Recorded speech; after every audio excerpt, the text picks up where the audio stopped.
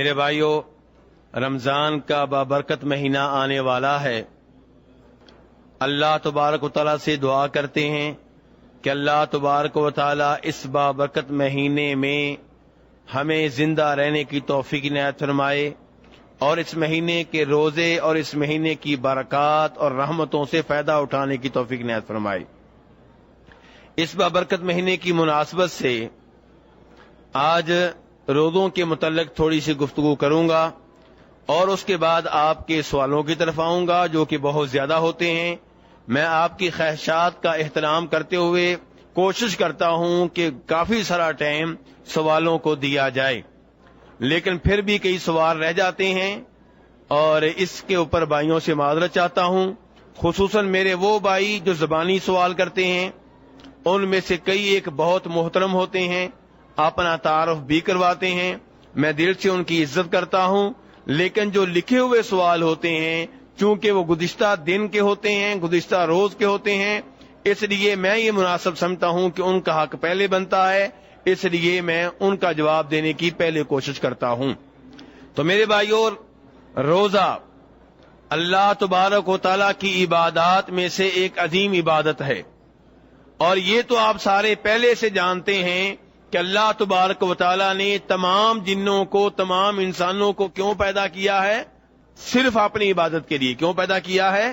اللہ تعالیٰ فرماتے ہیں، یہ حوالہ نوٹ کر لیں، کیونکہ ابھی میں بتاؤں گا کہ اس کے خلاف ایک غلط عقیدہ لوگوں میں پھیلا ہوا ہے۔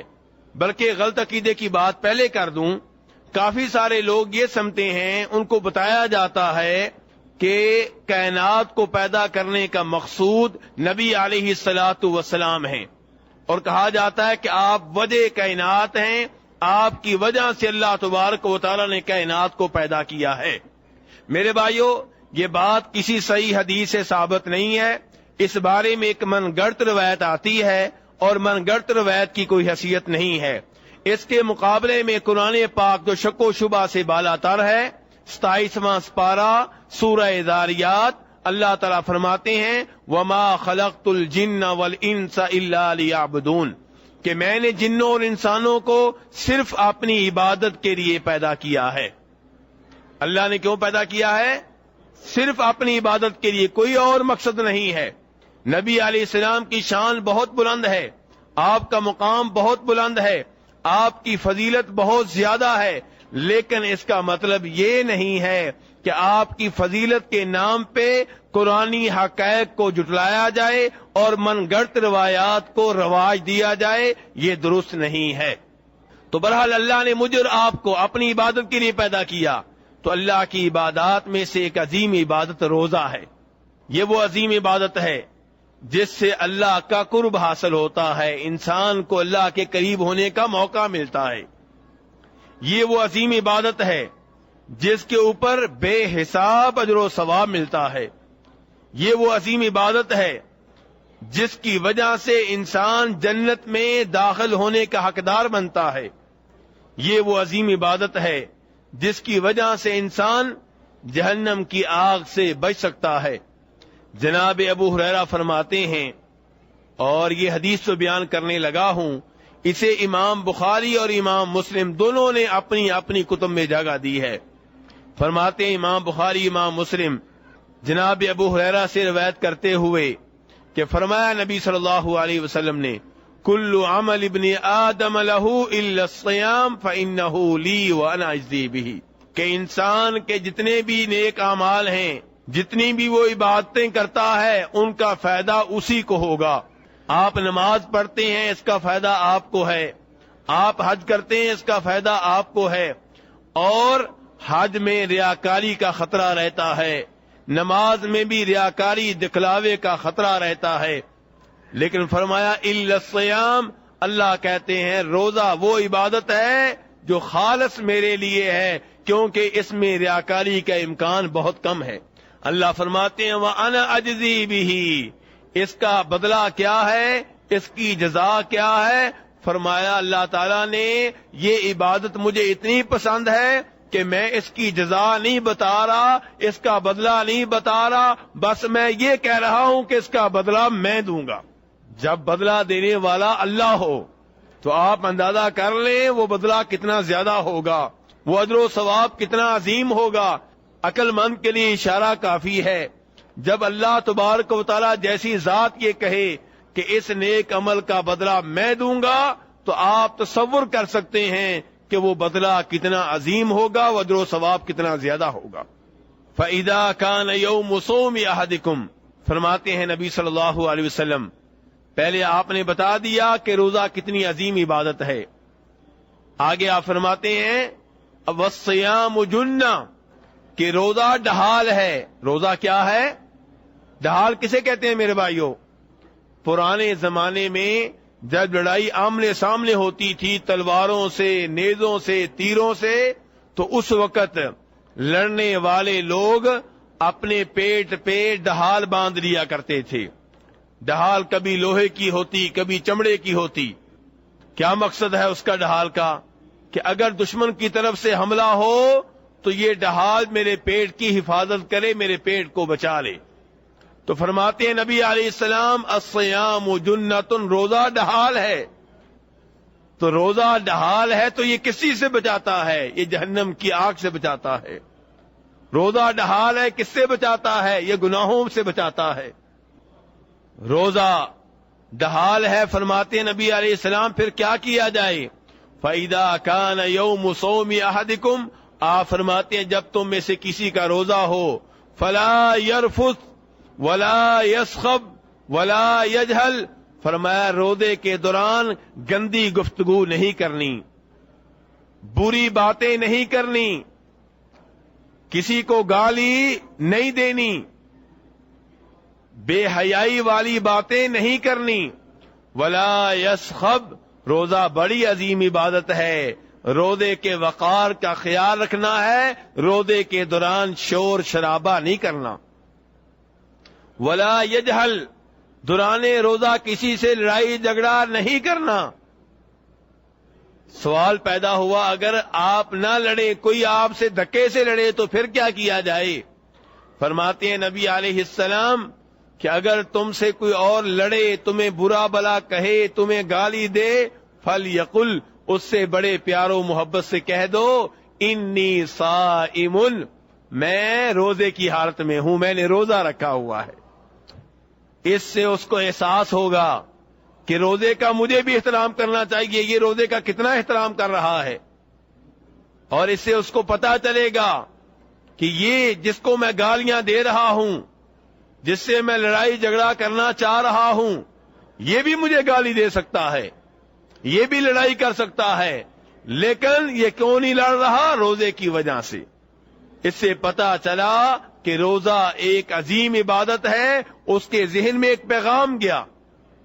اس لیے دوران روزہ اگر آپ کو کوئی تنگ کرے تو آپ اس سے کہیں گے انی صائم، کہ میں روزے کی حالت میں ہوں۔ فرماتے ہیں نبی علیہ السلام والذی نفسی بیدی، اس ذات کی قسم جس کے ہاتھ میں میری جان ہے۔ نبی علیہ السلام کس کی قسم اٹھا رہے ہیں؟ جی اللہ کی قسم اٹھا رہے ہیں، اپنی قسم نہیں اٹھا رہے۔ آپ اللہ تبارک و تعالیٰ کی قسم اٹھا رہے ہیں، اور آپ نے دوسری حدیث میں مسئلہ بھی بیان کیا ہے کہ من کان حالفا فلیحلف باللہ او لیصمت، کہ جس نے قسم اٹھانی ہو اللہ کی قسم اٹھائے، اور اگر کسی اور کی قسم اٹھانی ہے تو بہتر ہے خاموش رہے، قسم نہ اٹھائے۔ تو والد کی قسم اٹھانے کی اجازت نہیں ہے، والدہ کی قسم اٹھانے کی اجازت نہیں ہے، نبی علیہ السلام کی، کسی ولی کی، مکہ مدینہ کی کسی چیز کی، کسی مخلوق کی قسم نہیں اٹھانی، قسم اٹھانی ہے خالق کی۔ کس کی قسم اٹھانی ہے؟ خالق کی۔ عبداللہ ابن مسعود رضی اللہ عنہ کہا کرتے تھے کہ مجھے اگر اختیار دیا جائے کہ اللہ کی جھوٹی قسم اٹھاؤ گے یا اللہ کے سوا کسی اور کی سچی قسم اٹھاؤ گے، بات دھیان سے سنیں میرے بھائی، عبداللہ ابن مسعود کیا کہہ رہے ہیں؟ اللہ کی جھوٹی قسم اٹھاؤ گے یا اللہ کے سوا کسی اور کی سچی قسم اٹھاؤ گے؟ کہتے ہیں کہ میں اللہ کی جھوٹی قسم اٹھانا برداشت کر لوں گا، لیکن اللہ کے سوا کسی اور کی قسم نہیں اٹھاؤں گا، چاہے وہ سچی قسم ہو۔ کیوں میرے بھائیوں؟ کیونکہ اللہ کے سوا کسی اور کی قسم اٹھائیں گے تو شرک ہو جائے گا، اور شرک بڑا گناہ ہے، جھوٹ بولنا چھوٹا گناہ ہے۔ وہ کہتے ہیں اگر مجھے یہ 2 اختیار دیا جائیں، اگر 3 اختیار دیے جائیں تو عبداللہ بن مسعود سچی قسم اٹھائیں گے اور اللہ کی اٹھائیں گے، لیکن کہتے ہیں اگر مجھے مجبور کر دیا جائے، مجھے کہا جائے کہ یا اللہ کی جھوٹی قسم اٹھا لو یا اللہ کے سوا کسی اور کی سچی قسم اٹھا لو، تو میں اللہ کی جھوٹی قسم اٹھانا برداشت کر لوں گا، لیکن اللہ کے سوا کسی اور کی قسم نہیں اٹھاؤں گا۔ تو نبی علیہ السلام اللہ کی قسم اٹھاتے ہوئے کہہ رہے ہیں اس ذات کی قسم جس کے ہاتھ میں میری جان ہے۔ نبی علیہ السلام کی جان کس کے ہاتھ میں ہے؟ تو پھر مالک کون ہوا؟ مشکل کشا کون ہوا؟ حاجت روا کون ہوا؟ اور اس سے یہ بھی پتا چلا کہ اللہ کا ہاتھ ہے، اس سے یہ بھی پتا چلا اللہ کا ہاتھ ہے۔ اب اللہ کا ہاتھ کیسا ہے ہم نہیں جانتے، لیکن ہم یہ مانتے ہیں کہ اللہ کا ہاتھ ہے، اللہ نے بتا دیا میرا ہاتھ ہے، ہم ایمان لے آئے اللہ کا ہاتھ ہے۔ کئی لوگ اس کی بھی تعویلیں کرتے ہیں، اس کے معنی کو تبدیل کر دیتے ہیں۔ انہوں نے ترجمہ کیا ہوتا ہے اس ذات کی قسم جس کے قبضہ قدرت میں میری جان ہے، یعنی کہ ہاتھ کی جگہ لفظ کیا استعمال کرتے ہیں؟ قدرت نہیں، اللہ نے ہاتھ کہا ہے، ہم مانیں گے اللہ کا ہاتھ ہے۔ کیسا ہے اللہ نے بتایا نہیں، اور ہمارا ایمان ہے کہ اللہ کا ہاتھ ہے۔ تو آپ فرما رہے ہیں اس ذات کی قسم جس کے ہاتھ میں میری جان ہے، روزے دار کے منہ سے روزے کی وجہ سے جو بو آتی ہے وہ اللہ تبارک و تعالیٰ کو روزے قیامت کستوری کی مہک سے زیادہ پسند ہوگی۔ میرے بھائی روزہ کتنی عظیم عبادت ہے کہ اللہ جیسی عظیم ذات کیا کہہ رہی ہے، ان کے بارے میں نبی علیہ السلام کیا کہہ رہے ہیں کہ اللہ تبارک و تعالیٰ کو روزے دار کے منہ سے وہ بو جو روزے کی وجہ سے آتی ہے، وہ کہاں سے اصل میں آتی ہے؟ پیٹ سے، معدے سے آتی ہے۔ تو فرمایا معدے سے جو بو آتی ہے روزے کی وجہ سے، معدہ خالی رہنے کی وجہ سے، یہ بو قیامت کے روز اللہ تبارک و تعالیٰ کو کستوری کی خوشبو سے مہک سے زیادہ پسند ہوگی۔ اب کئی لوگ کہتے ہیں کہ روزے کی حالت میں مسواک نہیں کرنا چاہیے، کیوں؟ مسواک کریں گے تو یہ بو ختم ہو جائے گی۔ نہیں میرے بھائی، یہ بو منہ سے نہیں آ رہی، کہاں سے آ رہی ہے؟ یہ معدے سے آ رہی ہے، پیٹ سے آ رہی ہے۔ مسواک کریں نہ کریں یہ آتی رہے گی۔ مسواک کرنے سے منہ والی جو بدبو ہے وہ ختم ہوگی۔ اور نبی علیہ السلام نے مسواک کی ترغیب دی ہے، بار بار دی ہے۔ روزے کے دوران بھی آپ مسواک کیا کرتے تھے، اس لیے روزے کے دوران بھی مسواک کرنا چاہیے، چاہے صبح کا ٹائم ہو، چاہے دوپہر کا ٹائم ہو، چاہے شام کا ٹائم ہو۔ لیکن اس جملے سے یہ پتا چل گیا کہ روزہ کتنی عظیم عبادت ہے۔ فرماتے ہیں نبی علیہ السلام اسی حدیث میں، یہ ایک حدیث جاری ہے، آپ فرماتے ہیں کہ روزے دار کو روزے کی وجہ سے 2 بار خوشی ملتی ہے۔ کتنی بار خوشی ملتی ہے؟ 2 بار۔ فرمایا ایک اس وقت جب وہ روزہ افطار کر رہا ہوتا ہے، خوش ہو رہا ہوتا ہے، الحمدللہ میں نے ایک روزہ اور مکمل کر لیا، الحمدللہ اللہ کی ایک عبادت اور کر لی، الحمدللہ ایک روزہ رکھ کے اللہ کو آج مزید خوش کر لیا۔ اور فرمایا روزے کی وجہ سے دوسری خوشی اس وقت ملے گی جب روزے قیامت اللہ سے ملاقات ہوگی۔ کس سے ملاقات ہوگی؟ اللہ سے ملاقات ہوگی۔ تب جب اللہ تبارک و تعالی روزے کی وجہ سے اپنے بندے پہ خوش ہوں گے، اسے بدلہ دیں گے، اجر و ثواب دیں گے، تو فرمایا اس وقت بھی خوش ہو رہا ہوگا کہ الحمدللہ میں نے روزہ رکھا تھا، اللہ کی عبادت کی تھی، آج مجھے اس کا بدلہ مل رہا ہے۔ میرے بھائیو یہ وہ حدیث ہے جسے امام بخاری امام مسلم نے روایت کیا ہے۔ کیا اس سے پتہ نہیں چل رہا کہ روزہ کتنی عظیم عبادت ہے؟ میرے بھائیو پھر افسوس ہوتا ہے جب آپ کا بھائی، میرا بھائی، آپ کا بیٹا، میرا بیٹا بغیر روزے کے مسلمان ممالک، مسلمان محلوں میں پھر رہے ہوتے ہیں، دن کے وقت کھا پی رہے ہوتے ہیں، اللہ تعالی کے دین کا مذاق اڑا رہے ہوتے ہیں، اللہ کے دعوت کو اللہ کے عذاب کو دعوت دے رہے ہوتے ہیں۔ میرے بھائیو ان کو سمجھاؤ، ان کو سمجھاؤ اللہ نے ڈھیل دے رکھی ہے، لیکن جب اللہ پکڑنے پہ آتے ہیں تو ان اخذہ علیم شدید، تیرے رب کی پکڑ بڑی سخت ہے، ان بطش ربک لشدید، جب رب پکڑنے پہ آئے تو پھر رب چھوڑتا نہیں ہے۔ اللہ نے 14 پارے میں کہا ہے نبی عبادی انی انا الغفور الرحیم وان عذابی هو العذاب العلیم، کہ اے نبی علیہ السلام میرے بندوں کو بتا دیں کہ میں بہت بخشنے والا ہوں، بہت رحمتوں والا ہوں، بڑا مہربان ہوں، لیکن ان کو یہ بھی بتا دو کہ میرا عذاب بڑا سخت ہے۔ تو اس لیے میرے بھائیو، ہم نے روزہ صرف خود نہیں رکھنا، اپنی بیگم سے بھی کہنا ہے روزہ رکھے، اپنے والدین سے بھی یہی مطالبہ کرنا ہے، اپنی اولاد سے بھی یہی مطالبہ کرنا ہے، اپنے بہن بھائیوں سے بھی یہی ہمارا مطالبہ ہوگا۔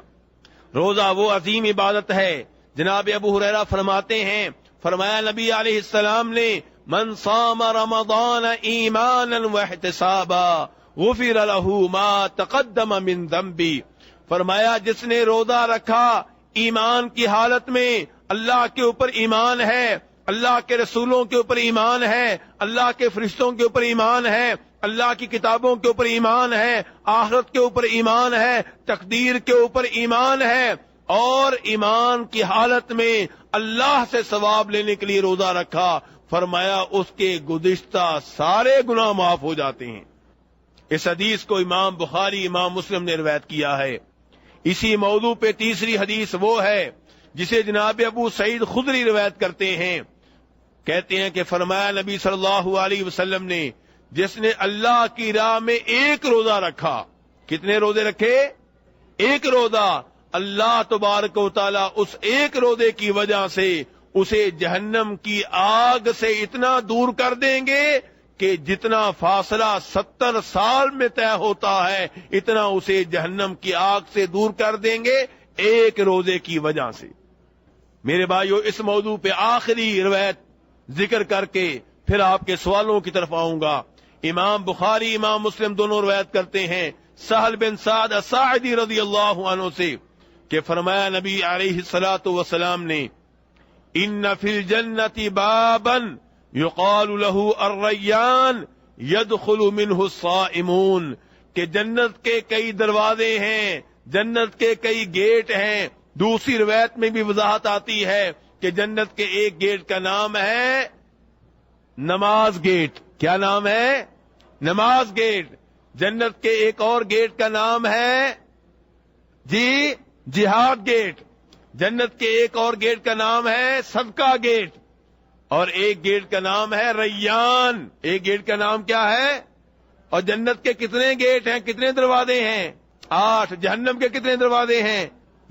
7۔ اللہ ہمیں نہ دکھائے، اللہ ہمیں نہ دکھائے، اور اللہ تعالی ہمیں ان میں سے بنائے جن کا ذکر اس حدیث میں آ رہا ہے جو ابھی بیان کرنے لگا ہوں۔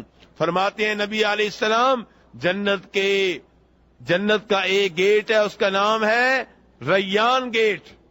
ریان، وہاں سے کون داخل ہوں گے؟ آپ فرماتے ہیں روزے دار داخل ہوں گے۔ اس گیٹ سے کون داخل ہوں گے؟ روزے دار۔ آواز آئے گی این الصائمون، کہاں ہے روزہ رکھنے والے؟ روزہ رکھنے والے کھڑے ہو جائیں گے، اس گیٹ سے داخل ہوں گے۔